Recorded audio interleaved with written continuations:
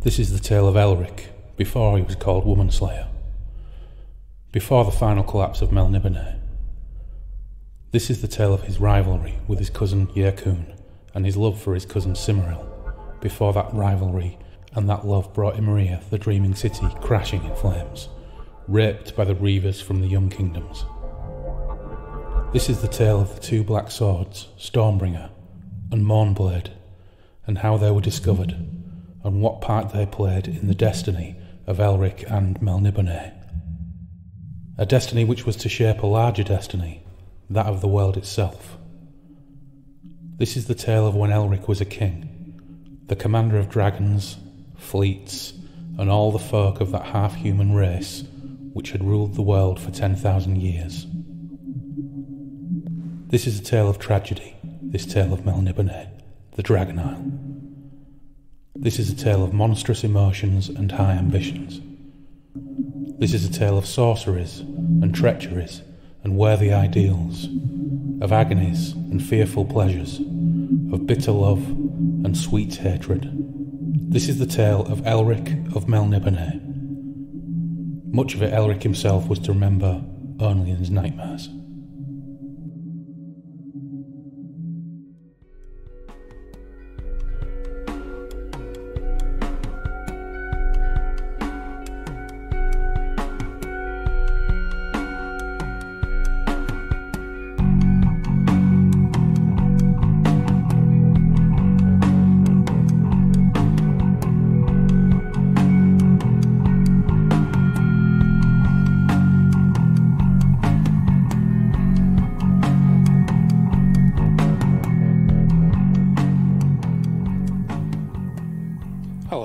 Welcome to Breakfast in the Ruins, a Michael Moorcock flavoured podcast.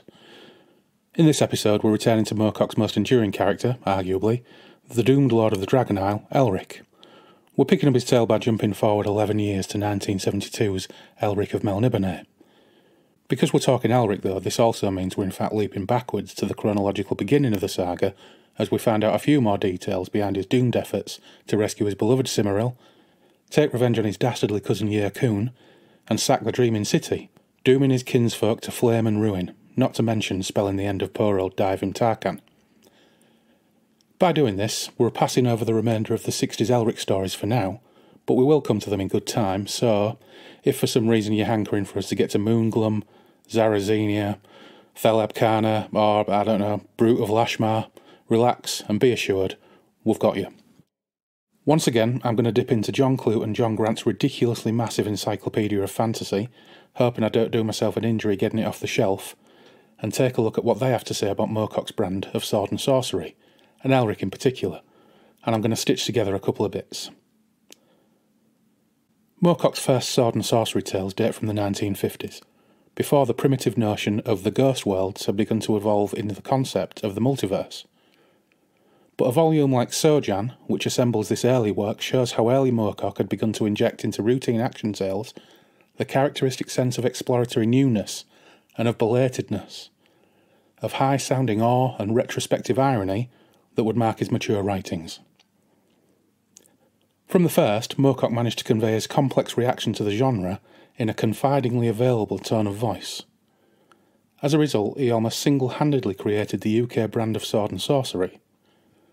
This accomplishment is now taken for granted, and Moorcock's tone of voice has become the default manner in which sword and sorcery tales are properly told in the UK.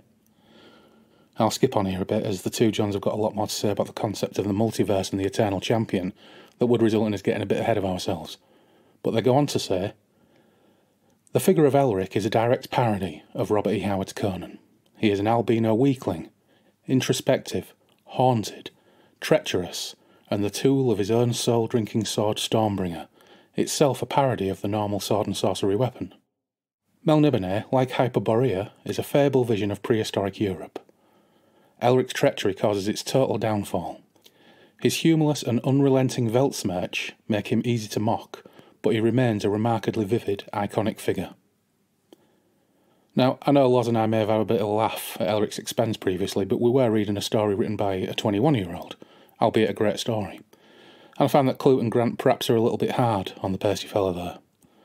The novel Elric of Melniboné was the product of a much more mature Moorcock in his 30s, already with probably 25 or 30 books under his belt by that point, and from memory it's a far superior work to his earlier efforts.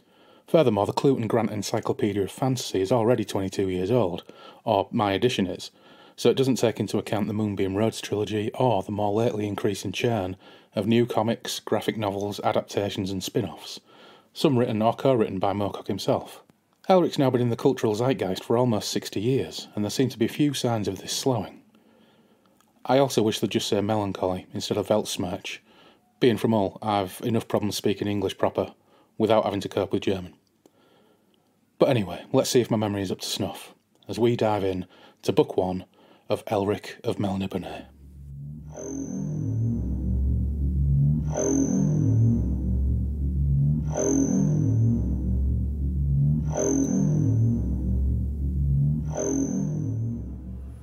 Okay, welcome to episode 3, I believe this will be. Loz has returned, and we're going to discuss Elric of Melniboné. Or Melniboné. Or Melniboné. We have chosen today as our drinks of choice a plum and cinnamon gin liqueur, which I think is very pleasant. Very delicious. Yeah. And we also have a backup Cambridgeshire Citra IPA, single variety American hop. Yeah, so we won't advertise where it's from. Yeah. But, you know, but I think it's more than fair, given that about half of our audience is American. So, yeah. Fair enough. Yeah. Right, I think the elephant in the room that we have to get to straight away is, since we last recorded The Dreaming City, it's been announced that there's going to be an Elric series, or there may be an Elric series. Mm-hmm. So it's 10 years since the Weitz brothers optioned the rights to an Elric film. The guys behind American Pie. Oh yeah, which you would expect those two to dovetail quite nicely, wouldn't you? Yeah, weirdly. American Pie. I'm slightly disappointed they never got it made, because that would have been interesting. Yeah. But 10 years on, we've now got the possibility of a Hawk Moon TV series by the BBC and an Elric series coming up potentially on some kind of streaming service. So all of a sudden the golden age of telly appears to be catching up with what we all know. It's the 1960s. Yeah, absolutely. That Moorcock really is the person who they should be adapting. Because, I mean, how much scope is there? I think my major worry, I've been thinking about this over the last couple of days, is the Elric stuff, for example. How new is it going to be for kind of non-Moorcock fans when they're used to Targaryens who pretty much are... Oh, I'm not going to diss Mr. Martin, obviously, but I think he's... there's a few seeds there, isn't there, that you've gone from Melniboné into Targaryens, especially the way they are in the TV show with blonde hair and... Well, weirdly, when I was reading this again, and I was reading the bits with Yerkun, and we'll get to this, but when I was reading the bits with Yerkun, the way he was behaving, the first thing I was thinking was the knobhead Targaryen brother. Yeah, same here, yeah. At the beginning of Game of Thrones. What was he called? Ysarion? I can't remember. Viserion, Ysarion. Yeah, Frank. Massive wanker. He was, he wasn't the nicest man, was he? Yeah, but the behaviour towards his sister was all like, oh. Yeah, it was all... That's what I was thinking when I was reading it. It was like, and that's the kind of worry that I have is, Game of Thrones was that crossover piece, if I'm going to quote somebody from Parks and Recs who've been watching recently. I think when we read these books, they were kind of like new and fresh, and I'm just worried that if you make Elric of Melniboné or whatever. Yeah. That's some people going, it's a bit like Game of Thrones, isn't it? And that's the kind of worry that... And we've now got the risk that they'll go, it looks a bit like Geralt of Rivera from The Witcher. I have no idea if I pronounced that correctly, but have you seen the pictures of Henry Cavill? Yeah. Yeah, that's the other one as well, isn't it? Now, I've not read those, but I have listened to people comment... They're Polish, right? Yeah, and I have listened to people comment that say that they're heavily derivative. Yeah, I like the game. Yeah. But, I think you're right. Again, that's another white-haired kind of hero. I mean, the difference is... The worry is, if you don't make Elric different enough, he is going to be another white-haired but red-eyed, hero stroke anti-hero, in the style of blah, blah, blah, blah, blah. And it's a shame because he came first. Yeah. I think one of the things that would have... There's two things I think they have to nail entirely to make it different enough to carry the day. One is, and we'll discuss some of these again when we get into the first part of Elric of Melniboné, is his attitude. Yeah, slightly unusual. To certain things. And the other is stripy loon pants. No stripy loon pants, no deal, as far as I'm concerned. Yeah, that's later episodes, isn't it? It is. Most of this is black leather, which, you know... Yeah, well, he's wearing some pleasant yellow garments. But anyway, we'll get to that shortly. Yeah. But the interesting thing about this being announced as well is when I originally put together my kind of half-assed initial script for what this podcast could possibly talk about, one of the elements I had was a section called Lord Shark's Ostentatious Couch. Which I think is a smashing where we could title. discuss potential either realistic casting or fantasy casting. So I think now is the time to have the first official launch of Lord Shark's Ostentatious Couch. I think we could probably segue into Hawkmoon as well. Yeah, very possibly. John Wayne. Yeah. John Wayne, Brian Blessed, Hawkmoon's done. Yeah, not necessarily now without, with Scorsese's kind of... Yeah, okay. Right, well, today, Lord Shark's Ostentatious Couch is just over here, and as you can see, it's basically just a solid block of cement. And Lord Shark is an unusual man. Yeah, it's not overly comfortable, but let's try and get through this as best we can before we retire back to our evening chairs. Indeed. So, now, we've been having quite a few conversations on Twitter with the people who engage with us regarding the show.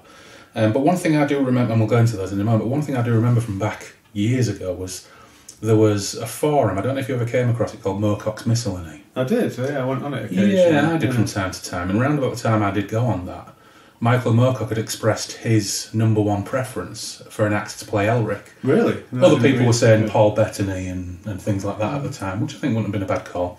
But his call was an EastEnders actor at the time called Jack Ryder. Oh yeah, I remember him, yeah. Not so much. Yeah, no, I'm not entirely convinced, Jack to be honest. Ryder in a wig. It's not for everyone, is it? Yeah, and if you see a picture of Jack Ryder now... not entirely sure. Moorcock might have just been asked it and he was just like, on the absence. It was on telly at the time. Was it? Yeah. It's on telly, yeah. But funnily enough, friend of the show, The Pastor, used to be a regular on the Moorcock's Miscellany forum, right, so maybe... If you're listening, Pastor, drop us a line and let us know what the gab was back then, because I'm sure there was lots and lots of other talk as well.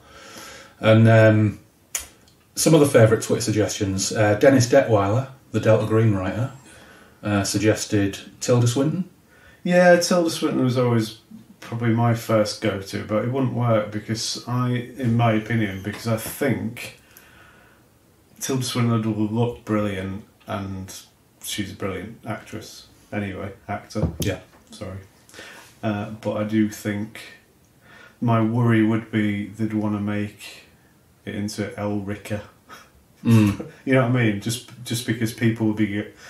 I'm just thinking about kind of non-fantasy fans which you have to draw in. If you're spending like millions of pounds, you basically have to draw in other audiences, don't you? And if you've got Tilda Swinton as the main one, they'll be going, well, why is that woman playing the male character? Yeah.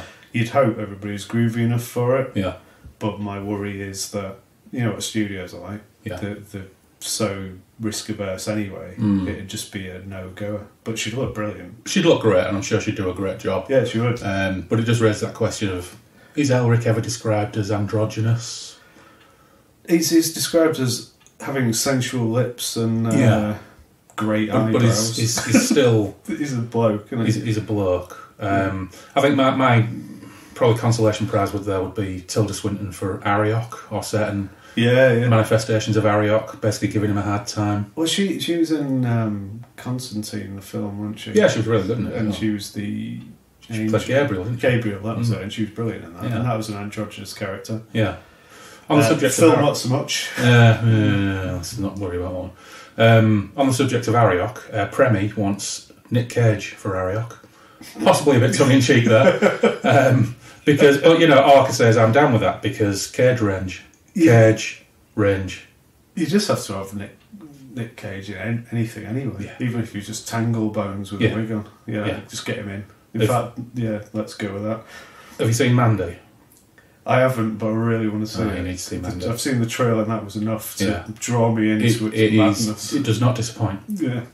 And also the trailer for Colour Out Space has just come out recently. Yes. So I'm very excited about that. I think Cage is in a particularly interesting part of his career. Well, he can do whatever he wants, can't he? It's strange, isn't it? I was looking at Nick Cage trailers. We're going slightly off topic here, but I was looking at Nick Cage trailers for 2019 films the other day, and there's about 8 of them. Yeah. It's crazy. He just seems to be just enjoying himself. He's absolutely crapping them out. Yeah, just like...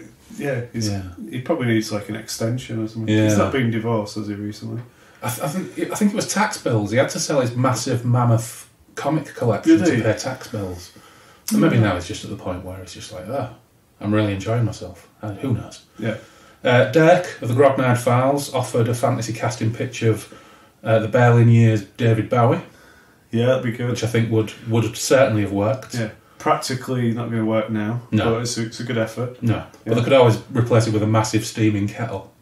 Yeah. That might work. Yeah. Someone will get that. Derek went on to say the tragic naivety that he presented in The Man Who Fell to Earth would have been perfect.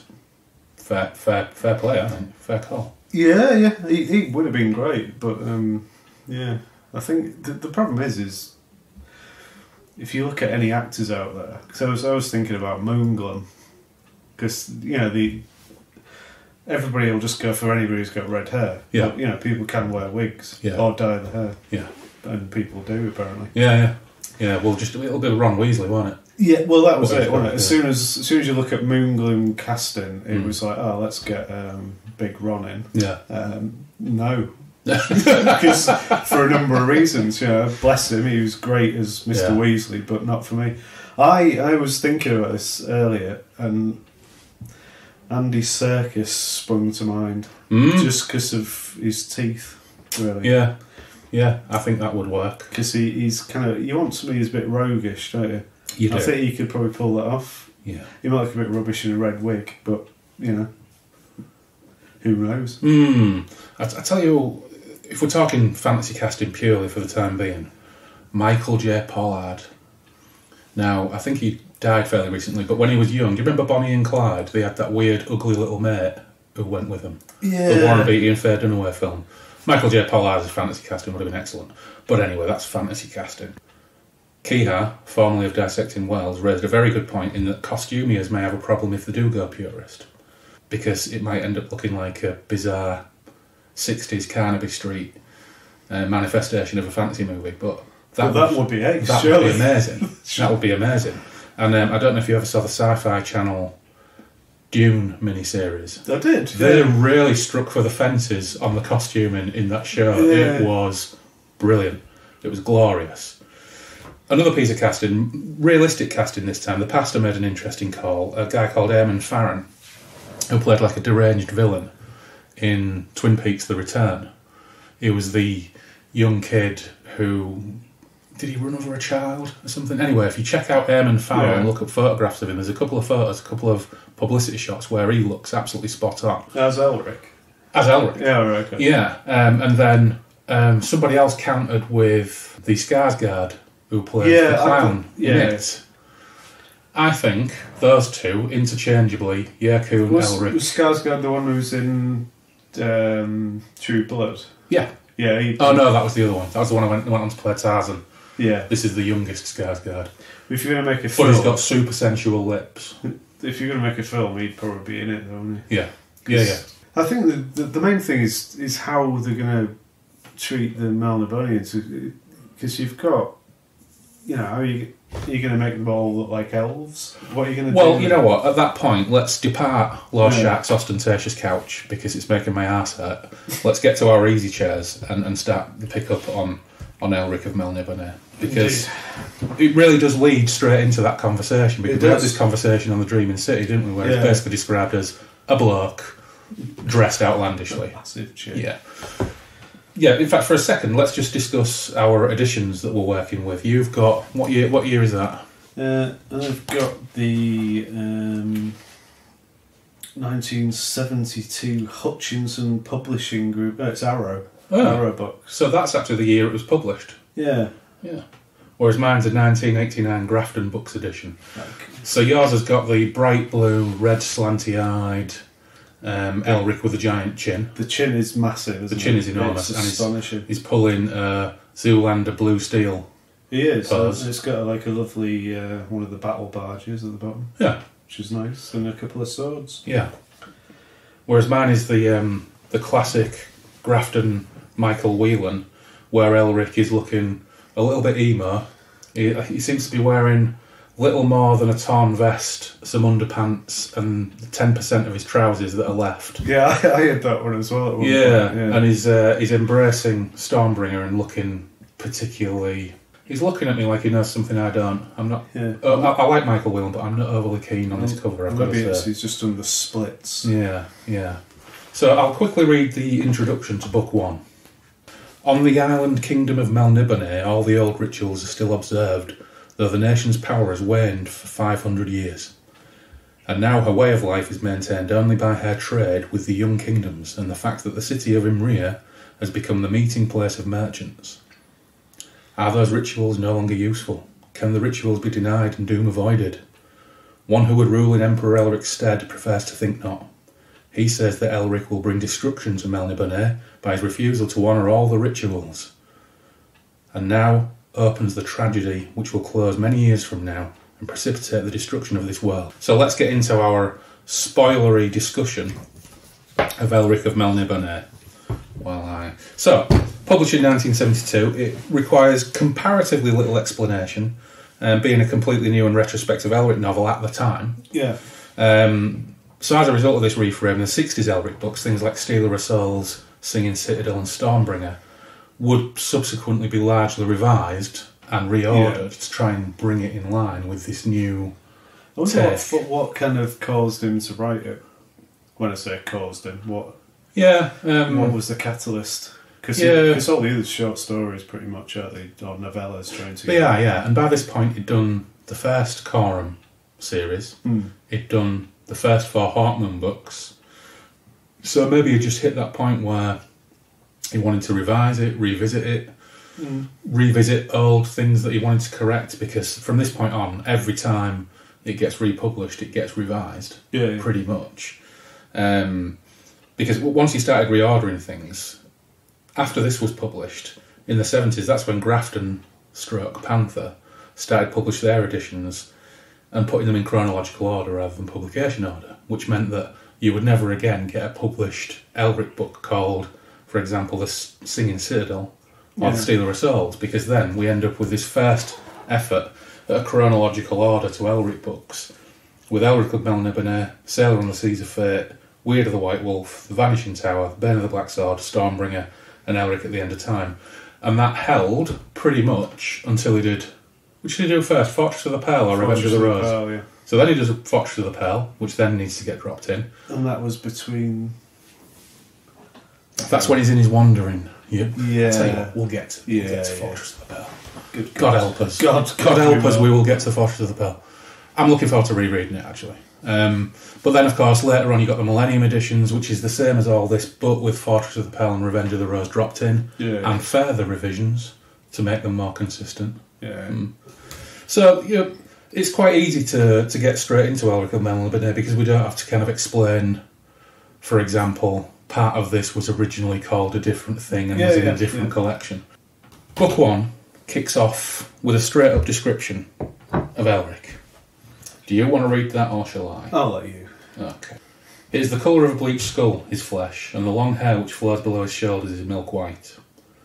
From the tapering beautiful head stare 2 slanting eyes, crimson and moody, and from the loose sleeves of his yellow gown emerge 2 slender hands, also the colour of bone, resting on each arm of a seat which has been carved from a single massive ruby.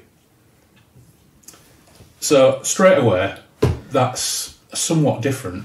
It's a slightly different tack, isn't it? So basically the first chapter's all present tense, isn't it? Yeah. And he used that in, I think, Revenge of the Rose as well, when he kind of described a battle after it had finished. But yeah, it was it's completely different to everything else, and it describes him as completely differently as well, doesn't it? You kind of know, right, okay, and it's kind of reiterated through the first kind of bit of the book that this guy is not human. Yeah. In case you were confused before by his like strange garb, he's not human. He looks different. Moorcock obviously likes this character. Yeah, so we've got the idea of Elric has developed, and later on that same page it describes the Melnibonians as, I think, half human. So we're already distancing the Melnibonians from what they were in the Dreaming City, his first story, which was a decadent, ancient civilization. With moustaches. Yeah. And now we're talking about a half-human race, which has substantial differences. And actually, once we get into the stuff later on about the barbarians at the gates, there are distinct similarities between what they're intending to do and their reasons for doing it. Yeah, and as between the Mabden and the Vadag. Oh yeah, there is that in Forum. Yeah. Well, there's very much a parallel conversation, isn't it? Which seems a bit kind of crowbarred when he's in the middle of a fight, but did you have that? Which is wonderful. I've got to say, it's absolutely brilliant, and we'll get to that. But it's also, after doing the Dreaming City, it's kind of like a prequel to the Dreaming City as well, isn't it? Yeah, slightly different version of the attack of Imrryr. It totally is. So he's on his throne in a dragon-winged helmet, looking pretty swish in his yellow robes and a dragon-winged helmet. Black. Get the first reference to the Arctorius stone, which becomes a little bit relevant further. A bit of MacGuffin, but a thing of power. And he's sitting there, fingering the stone on his ring, moping, pondering moral issues, while his court at the bottom of the steps all dance like and his moral issues, elegant ghosts. Yeah, his moral issues don't seem to be that complex, do they? It's shall I be a bit evil? Shall I not? Yeah, it's like, the rest of the world, why do they hate us so much? Yeah, I mean, torturing people, it's not for everyone, is it? Maybe I need to read a bit more. But I think one of the other things that it points out in the first few pages is how weak he is, and how he is sustained with drugs. Yeah, he caused the death of his mother. His birth caused the death of his mother. He was the son of Sadric the 86th, and he was only kept alive by sorcery, and is only now sustained by sorcery, herbs and potions. And as a result, he kind of became a reader and a geek. So get ourselves a reader. Yeah, so he's a weakling geek. Well, it says here that he can barely able to raise his hand if he doesn't have his drugs. Yeah. That's quite weak. Yeah. Yeah. Whereas Yakun, his cousin, on the other hand... Oh, yes. Well... And Yakun is foremost among his countrymen who doubt Elric and think him not a true Melnibonian. He's a proper jock. He's a perfect foil, really. And to be fair, he's probably, if you look at it and read through the kind of culture which we'll touch on, he's probably the perfect Melnibonian, really. You know, if you're talking top Melnibonians, your top three, he'd be there, wouldn't he? Yeah. Elric, you know, in the lower echelons of the top Melnibonians. Right, let's just say his cousin Yakun is the worst kind of rival. He's hot, slick, arrogant, respected, loved, and in the eyes of his peers is a true Melnibonian. Yeah, and probably conditions his hair. Yeah, well, it does say that his dark features, at once handsome and saturnine, are framed by long black hair waved and oiled. Yeah. Oily hair, not so much. Oily hair. Yeah. I'm not keen on that. Maybe that's the rigor in I don't know. Yeah, maybe so. There's the description of his court is kind of A1 Moorcock as it describes Elric's opinion of the carryings on. Down on the mosaic floor of the court, Prince Yakun can be seen in all his finest silks and furs, his jewels and his brocades, dancing with 100 women, all of whom are rumoured to have been mistresses of his at one time or another.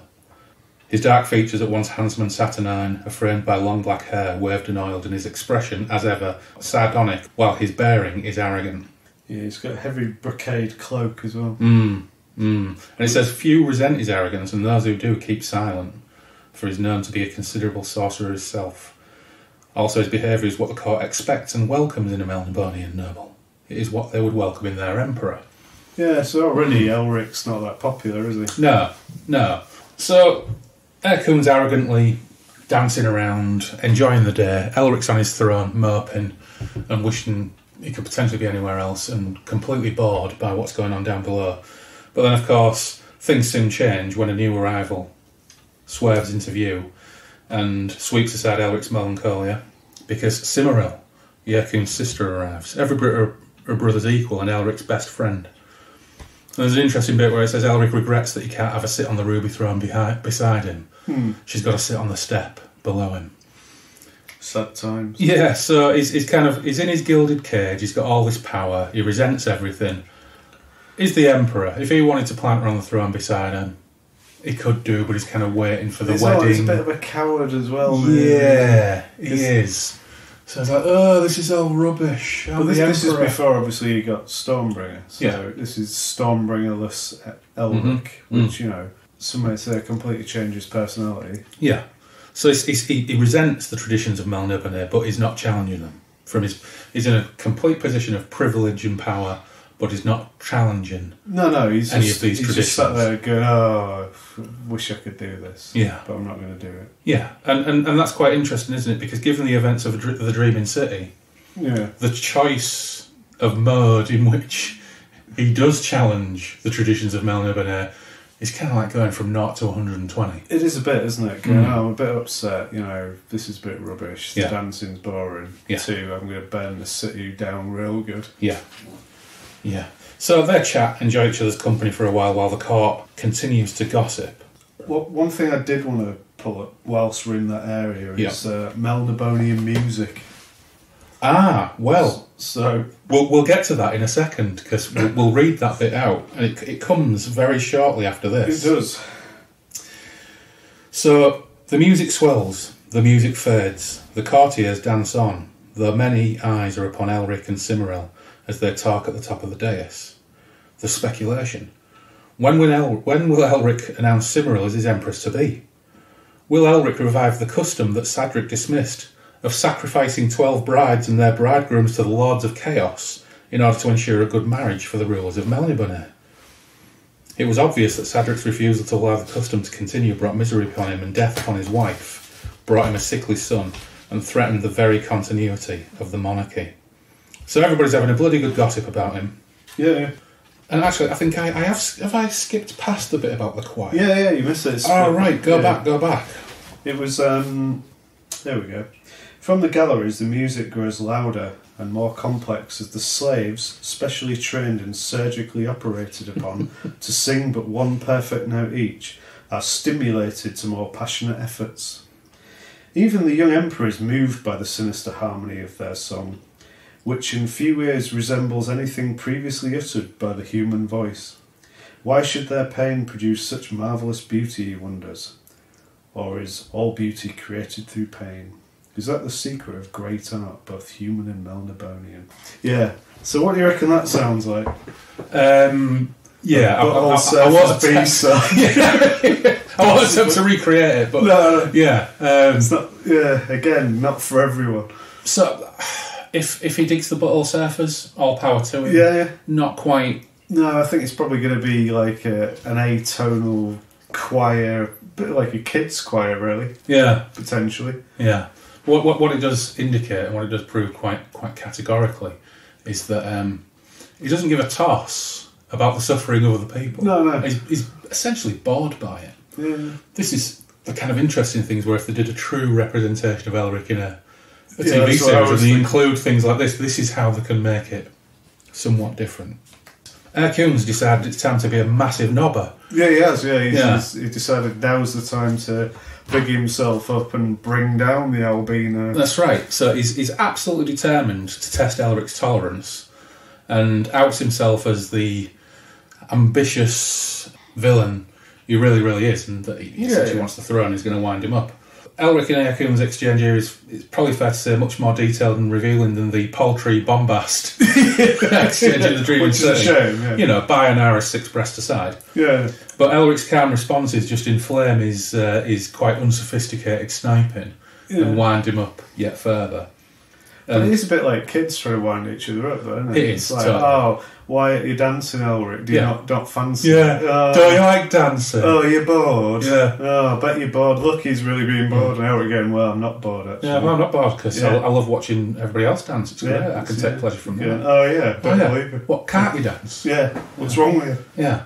So, meanwhile, Elric's ally and Lord of the Dragon Caves dive into Var. Yep. Big famous for many stat blocks in many games, or many editions of the game. He's standing by ready to leap into action just in case everything goes slightly wrong. But it doesn't, because Elric pretty much holds his own, but the exchange does get quite terse. It does a bit, doesn't it? It does, yeah. Yeah. But he doesn't get cross, so I reckon that would probably be winding Yerkun up even more. Yeah. So I think we're at that point now where we need to each take on a piece of dialogue from one of the characters. Oh, Christ. So I think I'll be Yerkun in this. No. Let's read the following. Cimmeril was aghast. She said urgently, Yerkun, if you would live.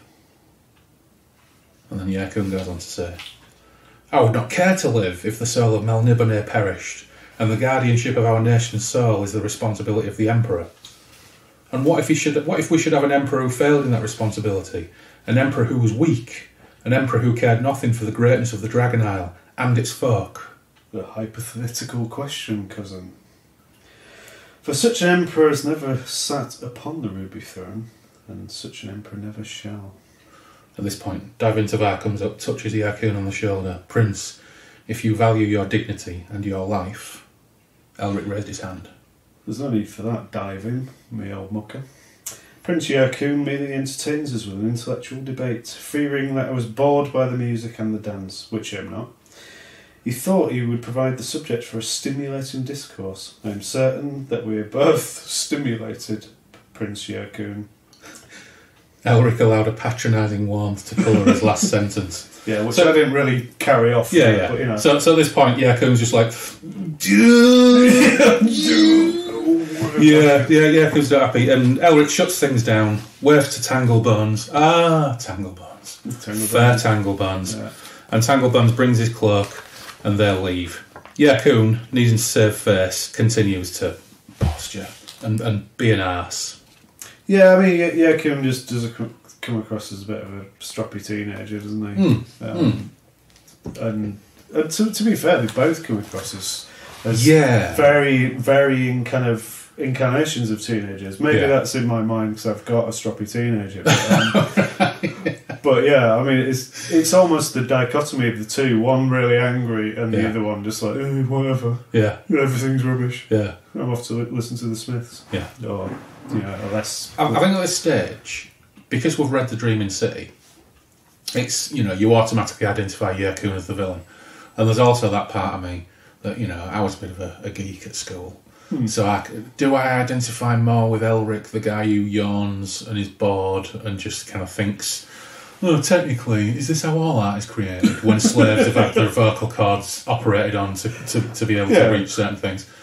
Or is Yerkun, more identifiable, but, he's just basically a dickhead jock. Yeah, but you think about culturally, so for a Melnibonian culture, Yerkun's like a Melnibonian. You've got Sadric didn't follow the cultural norms, so he was basically given a weak child, for example. Should have sacrificed them brides and brides. Yeah, exactly, what was he thinking? Yeah. And Elric's not really following the customs, so everybody thinks he's a bit of a goon. Yeah. It's all around that thing, isn't it, of that culture and not following the culture. Because ultimately, if you think about a villain from a Melniboné perspective, it's Elric, isn't it? Well, yeah. For us, certainly their villain. Yeah. So for us, it's like, Kun's a bit of an arse, isn't it? Yeah. And Melnibonians are a bit arsey as well. And knowing what we know about the Dreaming City, if we were on that barbarian fleet, Elric would still be the villain. Yeah. They'd all be villains. They're all dirty villains. They're different shades of dirty. Yeah, and if you think about, we mentioned the TV show, a lot of that first kind of couple of chapters, it is very much a Game of Thrones, people standing around going, you fuck off. Yeah. It will be interesting to see how they do it. I actually really like the way that we've approached this, essentially using the Dreaming City as like a prologue. Yeah. Right, Chapter 3 is really an interlude, and it's Cymrill and Elric off and it's riding. And pretty much the only thing you can glean from that, unless you know, is he uses the weather to reflect mood again, doesn't he? So it's all really sunny. They go off and have a shag in a cave. Brilliant. They're on the way home. The storm comes. Everybody's a bit upset. And the weird thing is, Cymrill looks at Elric, you know, where all his hair's blowing around, making him look a bit mental. Yeah. And she goes, "Ooh, you can see, you know, it's ooh, we're never going to be happy again." Yeah, that's right. Oh, I've just had a premonition. Yeah, and she says, "Yeah, you see the doom in all things." Yeah. Which is basically, "Oh, cheer up, mate." Yeah. He is mega emo. There are a couple of things I picked up from this chapter, other than it's kind of like a necessary way of establishing their relationship. She's not only his best friend, she's not only intellectually his equal, but they're also nobbing in caves. Yeah. But there's a couple of interesting things which make it slightly different from the Dreaming City description of the island, which was basically Elric loved getting back because the smell of decay was it's one of his favourites. Whereas now they're talking about, you know, Moorcock's talking about pine forests, foxes. So there's obviously like sort of a delightful, whimsical fairy tale element to the island. But he also says that basically nobody but the slaves go there. None of the Melnibonians really go there. So this is like Elric's escape out into areas where he's not going to get tracked down.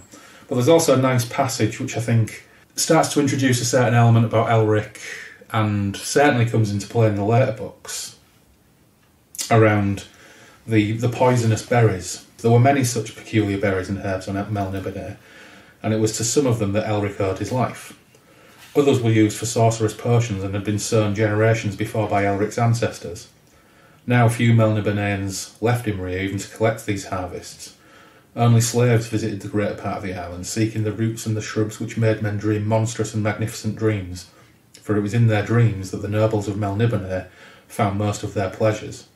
They had ever been a moody, inward-looking race, and it was for this quality that Imrryr had come to be named the Dreaming City.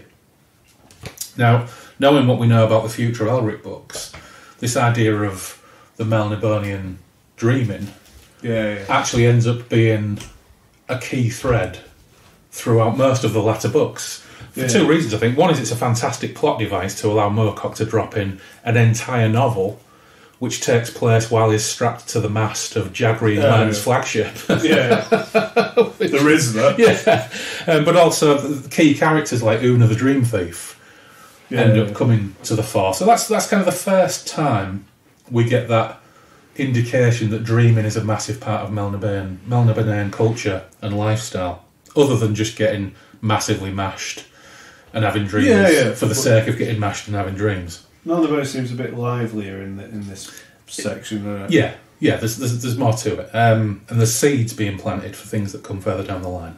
And then, as you say, they find a cave, they get jiggy and tender.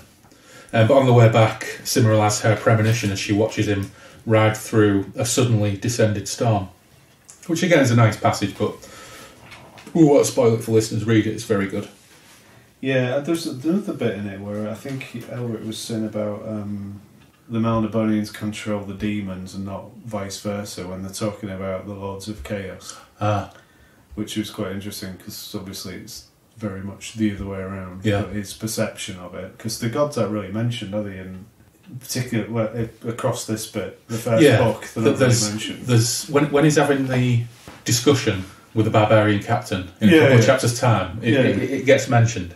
So on return, Elric is met by the captain of his guard and asked to attend the Tower of Monchangique.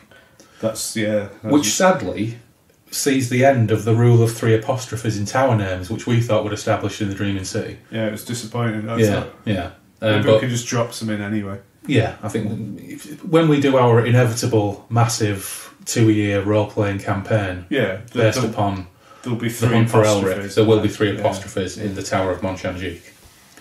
And there follows a really decent passage that depicts the docks, the trading areas, the port of Imrryr. Yeah, it makes it a bit more real, doesn't it? It's really great. There's about a page just describing his journey from when the captain of the guard meets him to getting to where he's going, which is really cool. It gives it lots and lots of flavour. Yeah. But of course, the upshot is we we go down there to meet Dr. Jest. Dr. Jest, I was reading this again this morning. Yeah. Dr. Jest, brilliant. Can be described as a very thin man. Yeah. Yeah. I can't actually, I think I counted the times he used the word thin to describe it. It must be in its 30s. Yeah. But yeah, Dr. Jest, brilliant. But the weird thing is you think about the Melnibonians and kind of some of the names, and then you just got Dr. Jest. Dr. Jest. Yeah, and Tanglebones. Yeah. Which just seems to be two really weird names compared to everybody else's. Yeah. Dr. Jest, who basically is a performing artist of torture. Yeah. And he's very thin. He Yeah. has a thin scalpel. Yeah. So Dr. Jest has got a bunch of spies that they've captured from the upstart young kingdoms, who've been attempting to discover the secrets of the maze of channels that form the approach to the harbour. Yeah. So Jest has been torturing them. There's some blokes, there's a woman, there's a small child. He's been gradually stripping them of their skin in order to torture them. Elric turns up, it's like, oh God, what? And so Elric, irritated by this break in his day, sits back to watch Dr. Jest. Dr. Jest returned to his charges and, reaching out with his free hand, expertly seized the genitals of one of the male prisoners. The scalpel flashed. There was a groan. Dr. Jest tossed something onto the fire. Elric sat in the chair prepared for him. He was bored rather than disgusted by the rituals attendant upon the gathering of information and the discordant screams, the clash of chains, the thin whisperings of Dr. Jest, all served to ruin the feeling of well-being he'd retained even as he reached the chamber. So it's like, you know, he's just been out, as well. He's had a shag in a cave, he's had an horse ride, and now he's like, oh, for God's sake, do I have to? Dr. Jest, come on, you know, I appreciate what you're doing. Sit through this. But I think it's just when that particular bit I kind of wrote down as well, just like tossed into the fire, it was like, oh. And there's kind of another bit later on where it's shapeless lumps on the chain. Shapeless lumps of meat, yeah. That bit, and it's like one of them still quivered with life. And at that point, he's got the information they required. Yeah. So it's all good. Yeah. There's another bit here. It says it's not that Elric was inhumane. It's just that he was still a Melniboné, and he'd been used to such sights since childhood. He could not have saved the prisoners, even if he had desired, without going against every tradition of the Dragon Isle. And again, it's the Dragon Isle. It's their traditions. The traditions that, if they were broke, shocked poor Derry Tarkan to his death. Yeah, exactly. Poor Derry Tarkan. Yeah, alas. So, anyway, we find, or Dr. Jest eventually finds, through the torture of his subjects, that they were only there to confirm intelligence and that a barbarian attack is imminent. Yeah. Imminent? It's imminent. Imminent was in chapters 4. Good Lord. An attack is imminent. Right, and on that bombshell, let's just break and get another bottle of beer.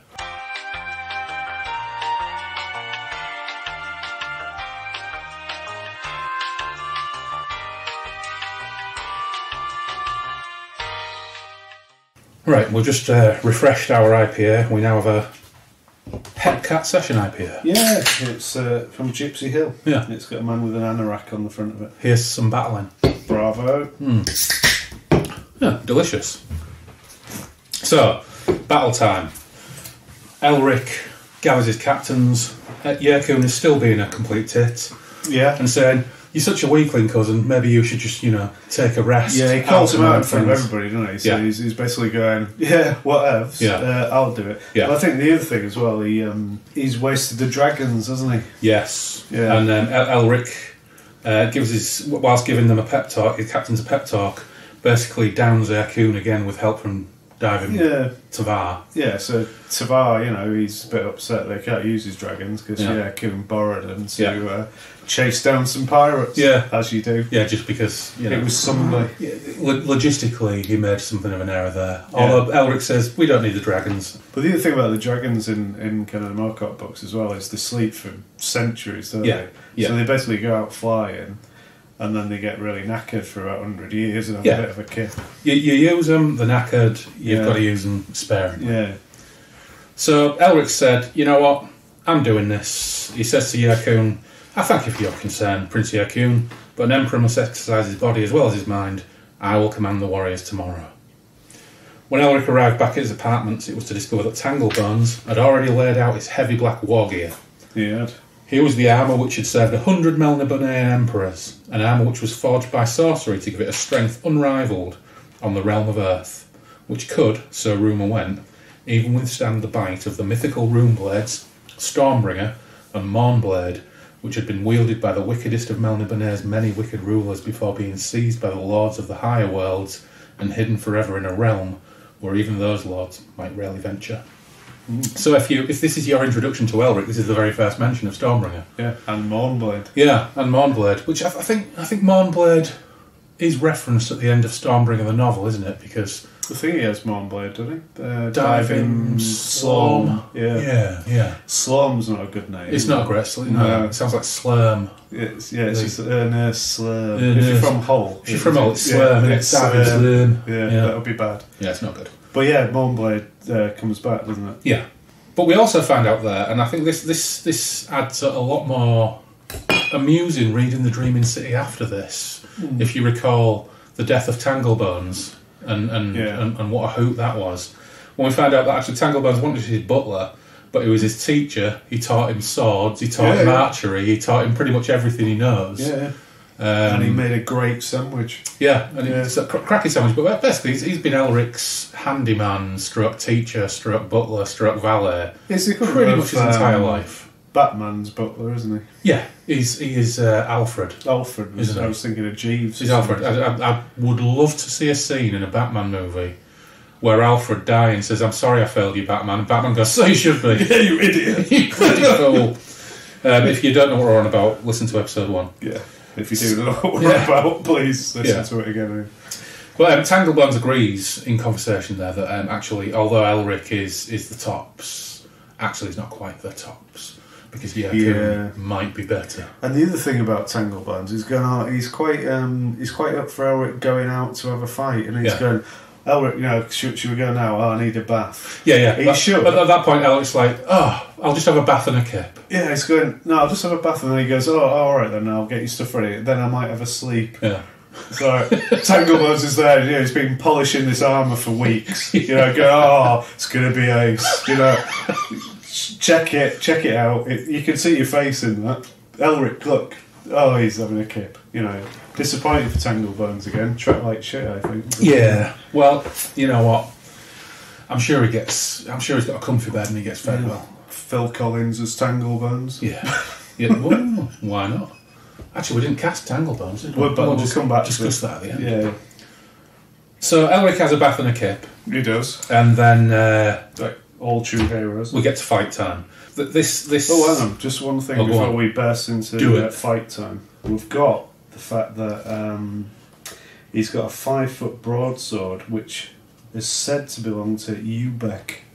Ubec of Malador. Yeah. Who I always imagined as Bobby Charlton with a big sword. I don't know why. When I read it, I'm sure he had probably a bald pate. That was the usual thing. But I imagine he had wispy hair as well. The Bobby Charlton of lawful heroes. Yeah, that could work. So Ubec was in the.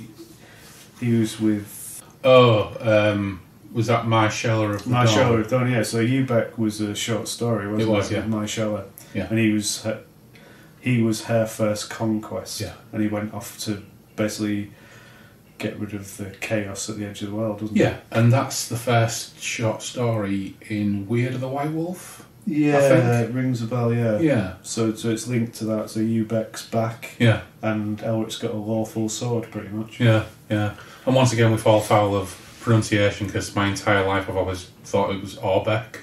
It probably is. Orbeck, Ubec, we know. Pronunciation is generally wrong. On a number of levels. Pronunciation. As we call it. Dude, we're from Hull. We barely speak English anyway, so... And I live in London for ages, so my accent is all over the place. Yeah. So once we get to fight time, I think we've got some really brilliant Moorcock over the next 10 pages. Yeah. Because his writing style in the 60s was great. It was very spare. Whereas it's a little bit more developed now and he takes a little bit more time over the action. particularly the build-up to the action. But it still drives forward, it's still cinematic. He sets up the tension of the way as Elric and Admiral Megum Colin are kind of waiting around on the battle barge, because Elric has come up with his strategy, which is a fairly simple strategy. Wait for them all to come in, and then we'll sort them out. And then we'll go around the back. Yeah. Bravely, heroically, and take so they know that the barbarian fleet has got the maze figured out. So we'll just wait in these coves until they've all come in, and then we'll pile in and smash them. So Elric and Admiral Megum Colin discuss the coming fight on his flagship battle barge, the Son of Pyre, lying in wait for the barbarians.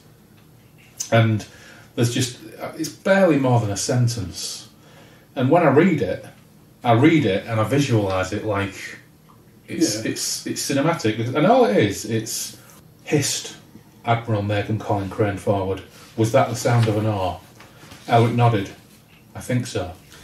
Yeah. Now they heard regular splashes as of rows of oars dipping in and out of the water, and they heard the creak of timbers. The Southlanders were coming.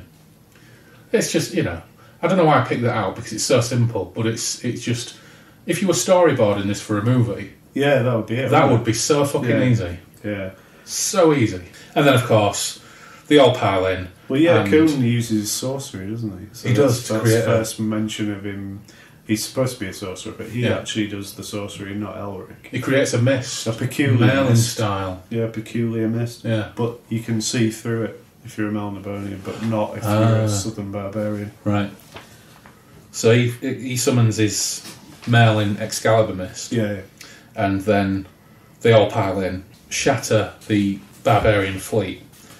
And there's a couple of pages of really fantastic action descriptions and other bits and pieces, but then we get this beautiful interlude where Elric faces off with a barbarian captain on a deck, and they get into a quick discourse, and he finds out why Melniboné is so hated. And this is where the parallel with Coram and the Mabden Chief comes in. The Mabden Chief is a much bigger arsehole. Glandith. Glandith O'Cray, he's but basically, they hate him because they're sorcerers, they hate him because of the customs, they hate him because they're arrogant, they hate him because of their pretensions to godhood, they hate him because of their relationship with Chaos Lords. So they really do view them as completely alien, although there is an element of greed. He does call him a white-faced demon. He does, yeah. And there is that element of greed, and Elric calls him out and says, you're just greedy.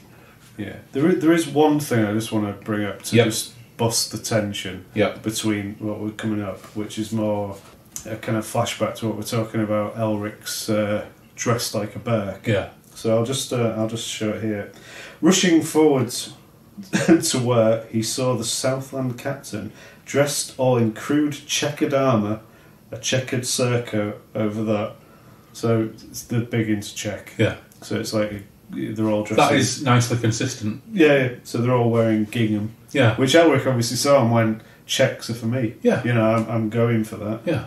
I'll get myself a kilt. Yeah. And it's really wonderful to note that in the future, when Elric does his Wandering of the Young Kingdoms, of all the things he discovers, check is the way forward. Gingham and stripy loom pants are the way forward. Yeah. It's kind of wonderful. Yeah. So he has this confrontation with his captain, and he's not named, is he? He's not named, no. But this thing about the Chaos Lords, Elric says, the Chaos Lords no longer have any interest in the affairs of Melniboné. They took away their power nearly 1,000 years ago.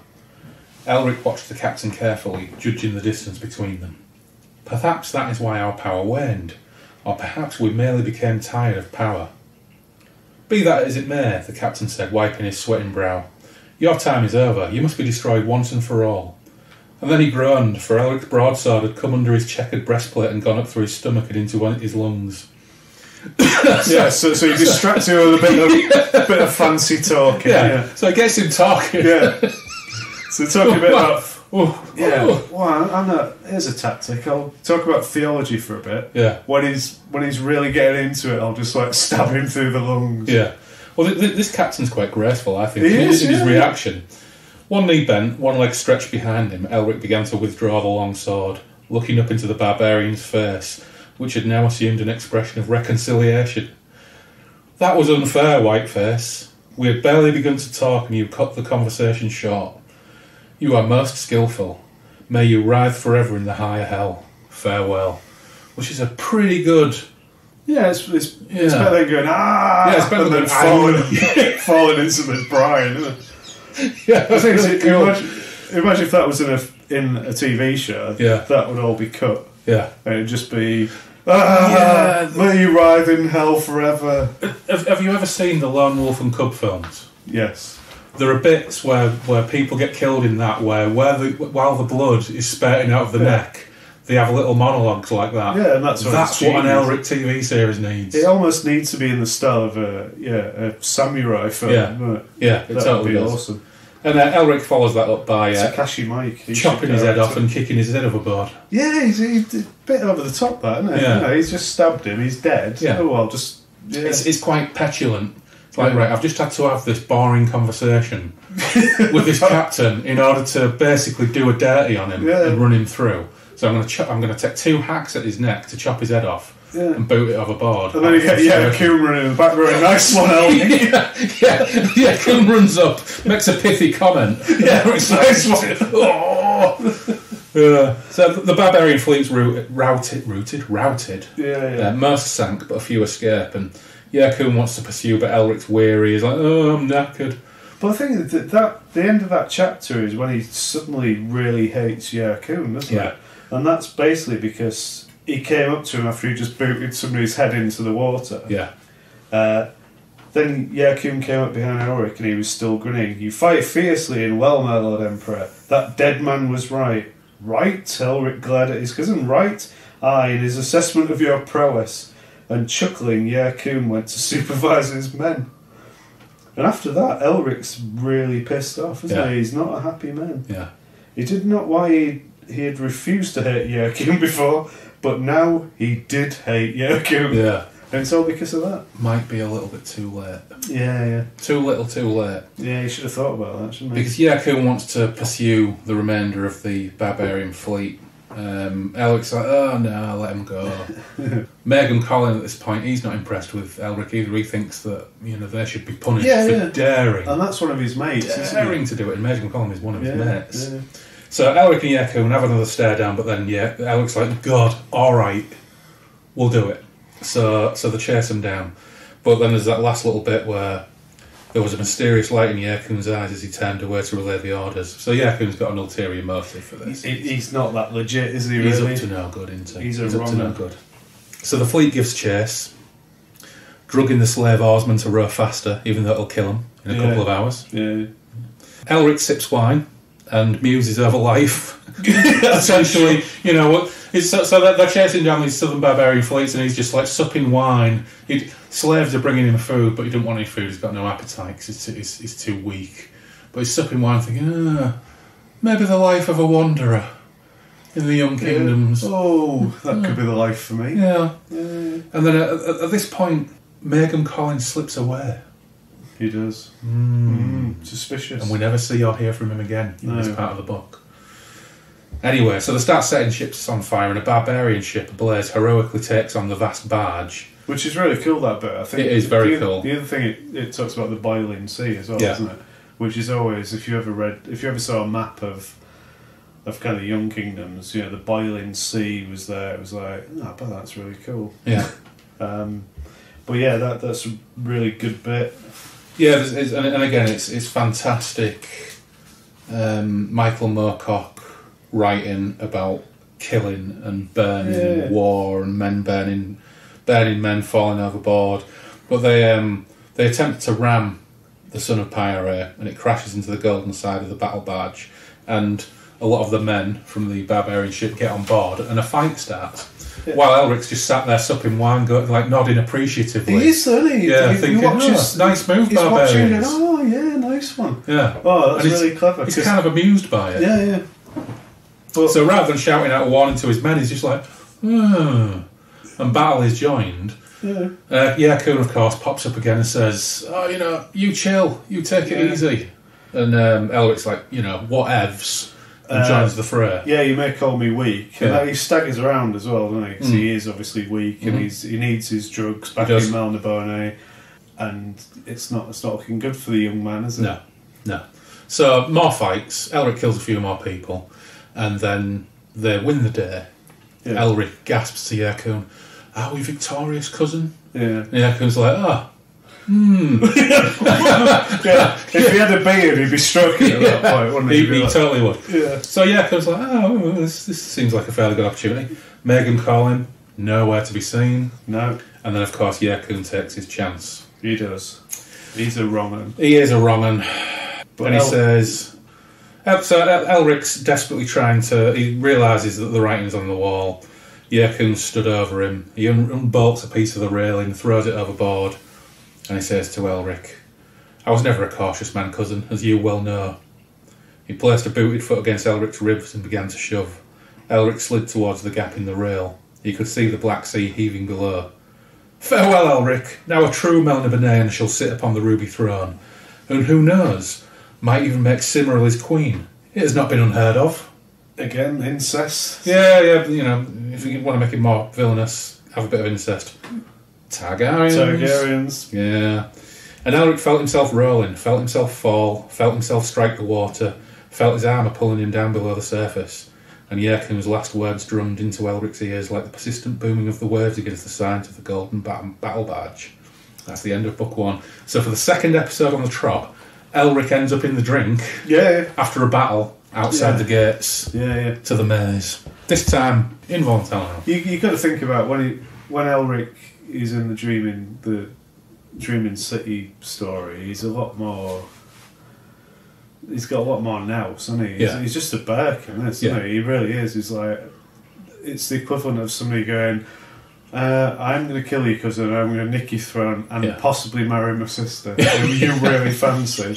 And Elric's there going, "Nah, you won't." Yeah. Oh, morality, the humanity of it all. Yeah. And then ends up being booted off the boat into the water. Yeah. It's like, told you so. And to be fair, back in Melniboné, if that was the news, it'd be like, "Oh, he tragically fell to his death." Everybody going, "Woo! Yeah, let's kill some slaves and have some weird orchestra." And we'll get to books 2 and 3 of Elric of Melniboné in future episodes. But I suspect, whether it's described or not, I suspect that the rest of Melniboné will be going, Yerkun, you rule, etc.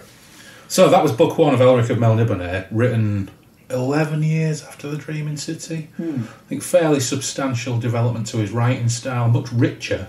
Yeah, I think, but still driving and gets to the point. Yeah, I think the culture of it is quite interesting. I think if you think about how books are now, it's probably more modern. Yeah. I don't want to use the word modern, but if you think about how I think that makes sense. Modern fantasy books now would actually potentially drag that whole Yerkun Elric bit out for about 4,000 pages, you know what I mean? And the Cymrill character would probably be a bit more... Because she's a lot more fleshed out. Yeah. Because, in the other books, she's just like... I don't know what the phrase is. It's some refrigerator phrase. But she's not... She hasn't got a character, really. No. She's just like a prop to make him do stuff. Yeah, yeah. And I think if you think about a TV show, that's where you'd start. Yeah. This would make an absolutely fabulous first episode of a TV show. Yeah, and it would... Yeah, you can almost see it would pan out for like half a series, with various things happening in the background, with, Smeog and Baldhead getting up to no good in the background. Well, of course, we did talk about Smeog and Baldhead in the last one, didn't we? We did. And, of course, he does pop up in this, but what... No, I won't go into it, because we'll save that for a future episode. Because there's another well-known and well-loved character from the Elric books who is in Elric of Melniboné, which I didn't remember at all. So, once again, it's really interesting reading these again for the first time in years. We'll pick up on book 2. Maybe do book 2 and book 3 in one go. We'll see how we go. Yeah. I think we probably could, because I think it's packed a lot into that first little book. Yeah, but you do think, if you started here, that would be for a modern reader perspective, it'd make more sense, because you'd be like, right, okay, you know, that's how books are now. Yeah, very soon we're probably just going to head into traditional quest mode, aren't we? Yeah, yeah. Which I think he kind of got himself quite into by the time he was doing the second Corran trilogy, certainly. Yeah, yeah. And most of the Heartmoon books are Yeah. must have a MacGuffin quest, get MacGuffin. I mean, weirdly, I think, you know, out of all these characters, Corran's probably my favourite one, even though, yeah, I do, the Corran books, probably, the first three are probably my favourite books, I think. But Elric's always been Moorcock's love, almost, hasn't it, from a fantasy character. Timing's dependent, we'll maybe get to Knight of Swords. Yeah. We shall see. But, in the meantime, before we close, who would you cast as Elric?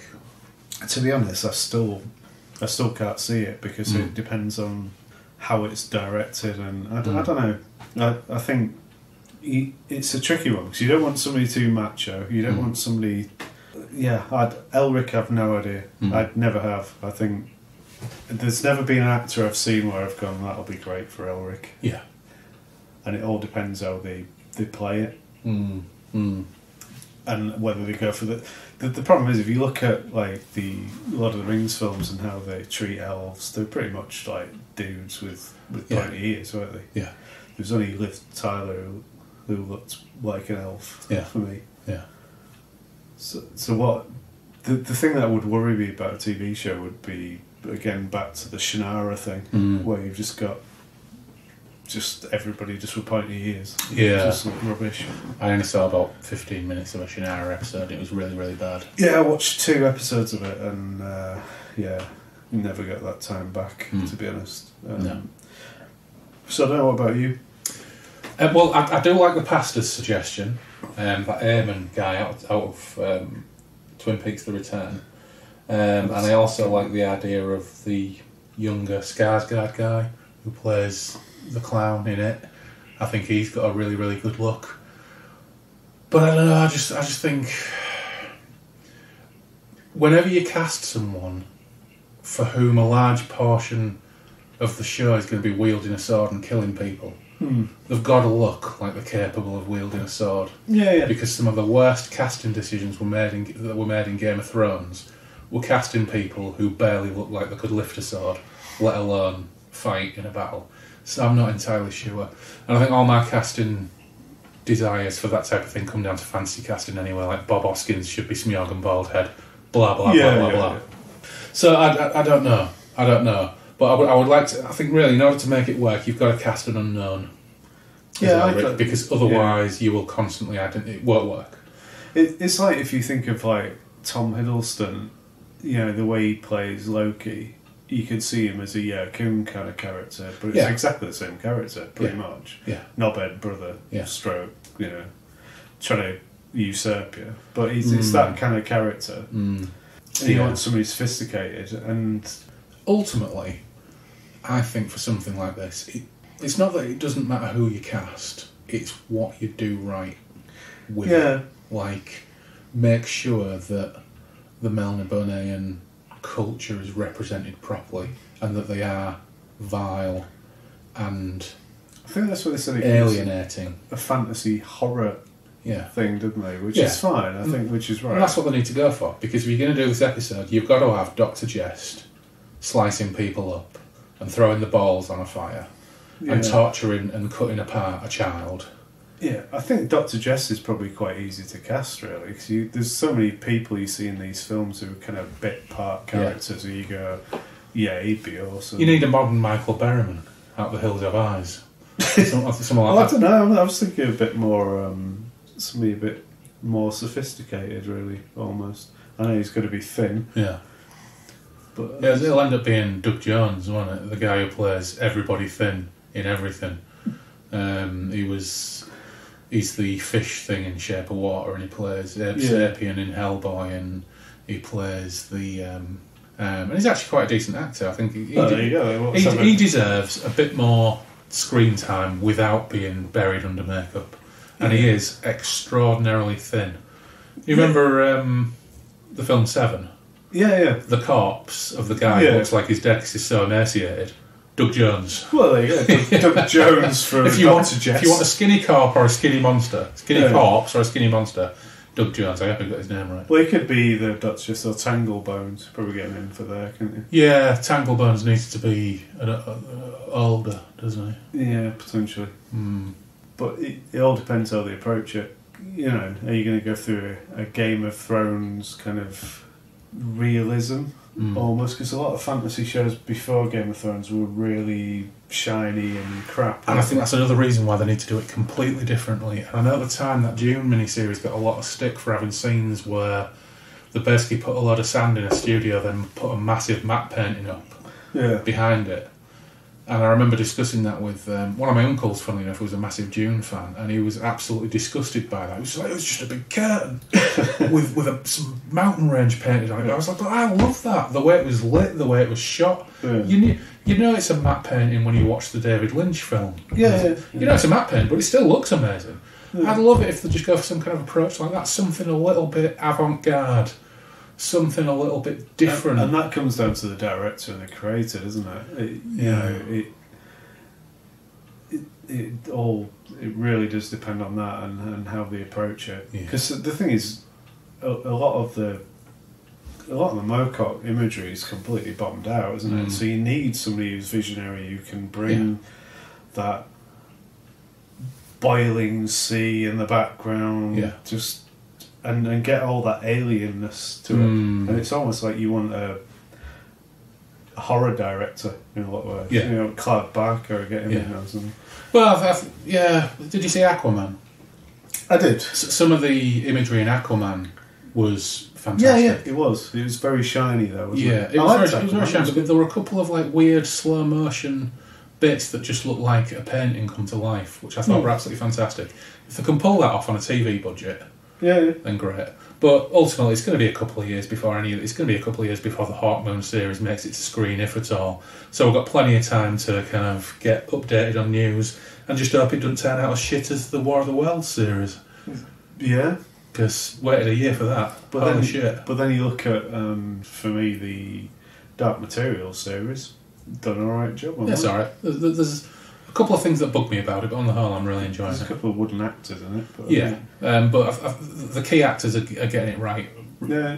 Mrs. Coulter's excellent. Yeah, she's cool. I think Lyra's great. I've got some misgivings about it, but on the whole, I'm still watching it, so I'm quite happy. Yeah. Right, well, I guess that's probably about where we wrap it up for now, and we'll be back soon again for books 2 and 3 of Elric of Melniboné, and no doubt other bits and pieces as well as we go along the line. So once again, thanks again, Loz, for taking part, and I'll see you on the Moonbeam Roads. Indeed.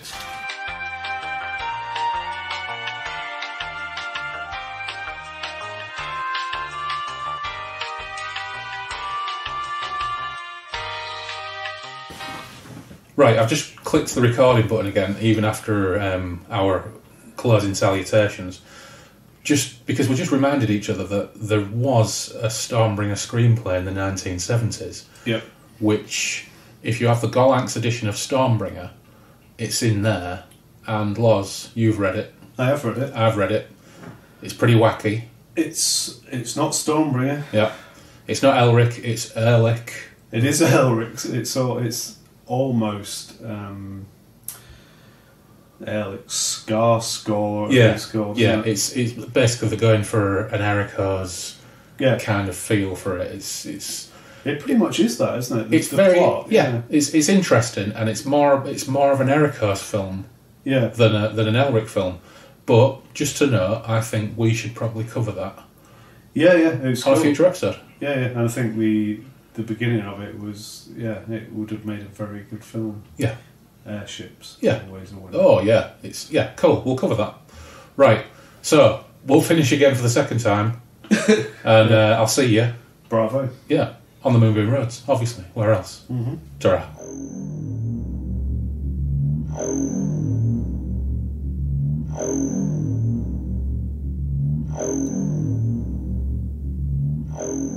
Thanks once again to Loz for his excellent company in looking at this instalment of the Elric saga. And thanks also to the good folks of Twitter for more lovely feedback on the show. Big shout outs to Menion, Jason, Dog Prophet, Anthony Piconti, Lapsed Gamer, Reactionary, Hoop Mange, Don Dennis, Johann Gottlieb Ficht, Eric Vincent Smeichel, Corey Lee, Johnny Haddo, John Lays, DMN and Zen for taking the time to chat, encourage and share their shelfies. I'm seriously jealous of some of those additions. Top tier super gratitude this time though is due to the Chaos Engineers Fred and Norman, the show's new patrons. I was at the SFW Weekender in Great Yarmouth when the emails dropped to tell me that they'd offered up some of their very own shekels to support this podcast, and as the kids would say, I'm super stoked, and I hope to repay that investment by making Breakfast in the Ruins the best it can possibly be. I also bunged them a special patron-only extra-sode, in the style of a DVD extra, an early attempt to kick off the podcast looking at the first story of the Coram Hale and R.C. book, The Knight of Swords, which didn't quite come off for one reason or another, although in no way due to my honourable guest on that occasion, Lindsay. He'll be back though. And by the way, I know I got that Coram pronunciation wrong, because it's Moorcock after all, but please don't at me. Although, actually, on second thoughts, do at me, because these pronunciations are a pain in the arse, and it'd be great to find out what you're all doing with them. Whilst at the Weekender, I also had the chance to have a really great talk with 2000 AD and Warhammer 40k artist Clint Langley about Moorcock, and commission my very own Elric pick from his mighty pen. I know I've mentioned this already on the blog, but I'll post another picture of it along with this episode just because I'm so bloody pleased with myself. Anyway, that just about wraps up another episode, but just a reminder, you can find the show on all major podcasting platforms including Apple, Google, Stitcher, Spotify, TuneIn Radio, Pocket Cast and others. Coming up soon, we'll be looking at Book 2 and 3 of The Jewel in the Skull, where we'll actually meet Hawkmoon for the first time. We'll be looking at the Rituals of Infinity to uncover the secrets of Professor Falstaff and the multiple Earths. And Jerry Cornelius will face perhaps his greatest challenge, a guy that doesn't read any sci-fi or fantasy and was born in Batley in the 80s. Who knows how that'll go. But with that, I'll bid you adieu, and I'll see you on the Moonbeam Roads.